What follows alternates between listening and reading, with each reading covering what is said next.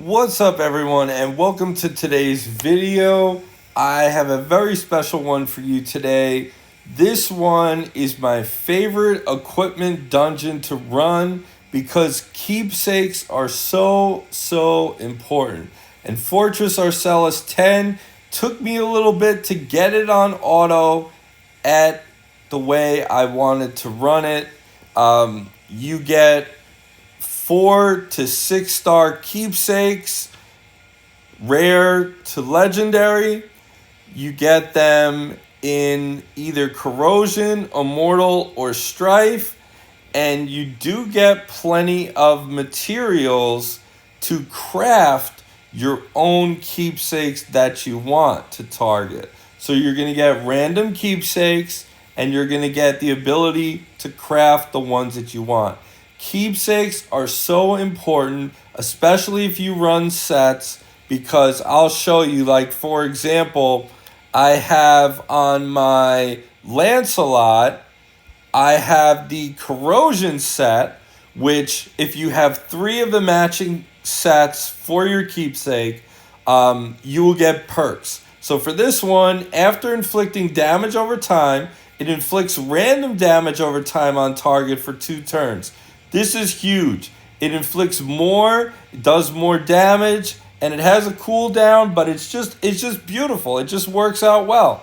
Then I have for Gillian, I have her with the Immortal. So when you use a skill that heals, she gains a 2-hit barrier for 3 turns. This is super helpful against bosses like Tarasek and Forbidden Dungeon. It's just great stuff. So the ability to go into equipment crafting and go to your keepsakes, just look at all the materials I have. That's from farming the different sets. So you want certain ones, that's fine. You click on them and you farm them. You pick the class, you farm them.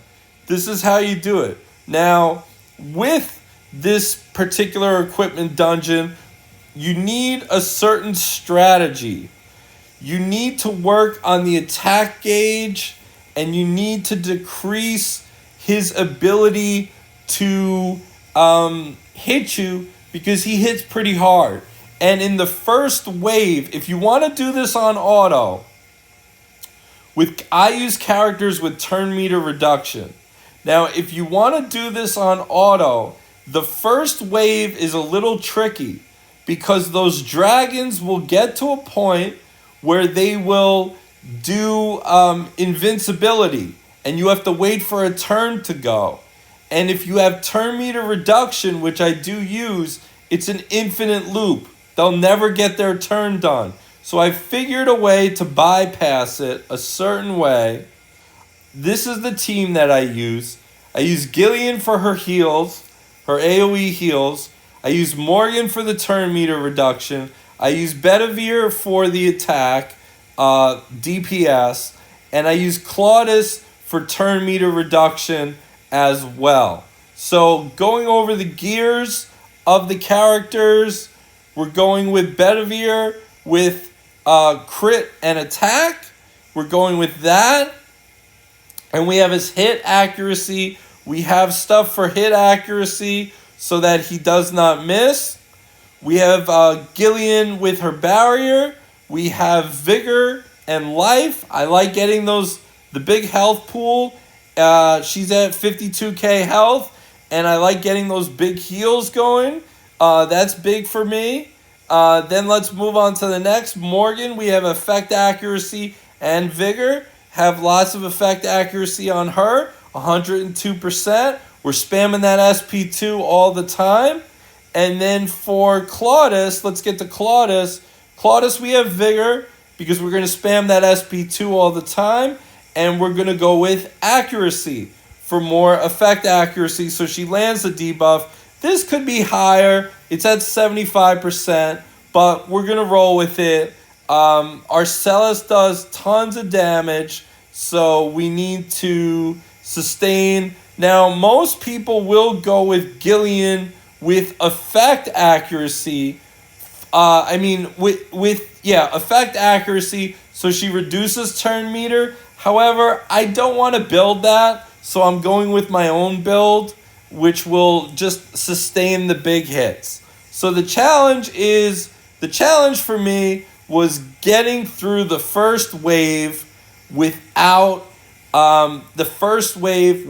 triggering invincibility on these dragons. So let us do this as a one times, and we'll do it as we're going to do prioritize attacking bosses.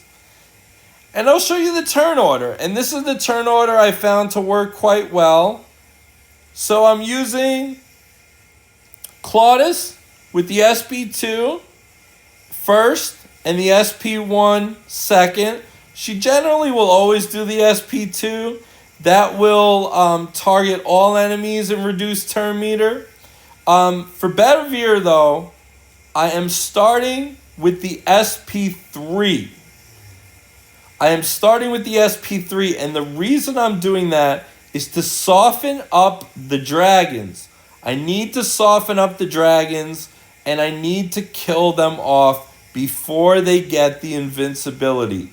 Because with Morgan, Claudus, and Gillian, they will reduce turn meter, and on auto, the whole point of this video is to do it on auto, not manual. You want to buy energy and get 400, 500 energy and run this on auto while you're doing other things.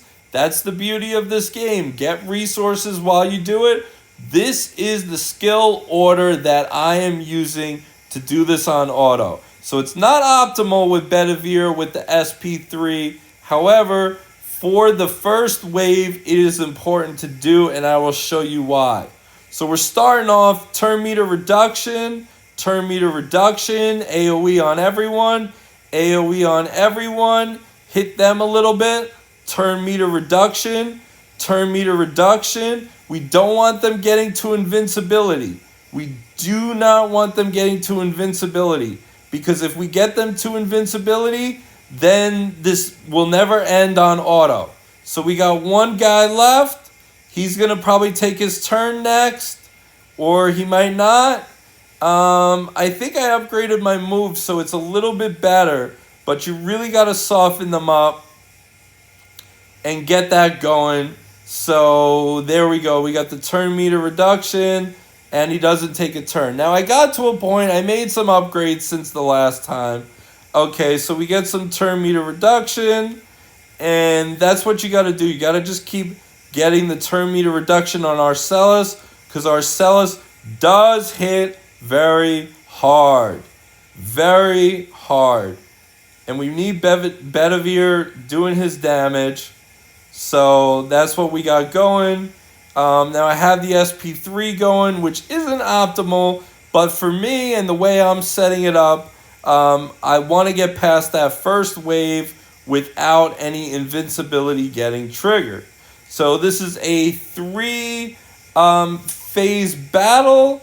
It does take a little bit longer than some of the other ones that I've gotten cleared, but as you can see, we're just doing turn meter reduction for the majority of everything going on, and that is a beautiful thing. So ARSELLUS doesn't really take a turn. The bonus of the SP3 with Bedivere is that you're going to destroy the feet or the head, and that's just nice. I'm really a big fan of Claudus reducing the turn meter, and Morgan is just a star. She is just a star. Gillian for the heals, and it is just great going on right there. As you can see right now, ARSELLUS is not taking turns, which is exactly how we want to be, because ARSELLUS can hit very hard. You want to get your speed up on your characters and your gear going well, because with the speed you get your orbs and you get your rings with speed. That helps a ton. And now we're up to phase 3. Phase 2 can be pretty deadly. We get that going right there. And we'll get this train rolling onto phase 3. I love the keepsake sets. I love getting keepsakes. It's all random. It's all RNG. And you get the materials to build the keepsakes of your choosing. Keepsakes are so important in this game. Getting a good team for Forbidden Dungeon is important so you can get your pedestals and your resources and keep advancing your team. But as you can see, you want to make sure that you get the turn meter reduced for ARSELLUS so that no turns are being taken. And there we go. The right head was just destroyed. And this looks like it's going to be a flawless victory. Just make sure you keep getting your speed. Just keep getting your speed and your effect accuracy high. Try to get it to 90% if you can. And there we go. We finished that battle in 3 minutes and 52 seconds. And we were able to get a nice Immortal Bull banner. I only did it ×1. I didn't do it ×3 because I did not have enough energy. But this is just to show you you're getting your materials that you need to craft. And then once that is done and you do a whole bunch of them, you will get your keepsakes going. And then you can go into equipment crafting, go to your keepsakes, and build the sets that you want. Now remember, read the sets that go for the character and go for it. Like Corrosion is perfect for your damage over time effect characters. Someone like Anguish or Lancelot, very good there. Immortal for your healers like Clementine or Gillian to create that barrier, which is very helpful. Keepsakes are wonderful, a wonderful part of the game to enhance your characters and make them stronger. You need pedestals for it.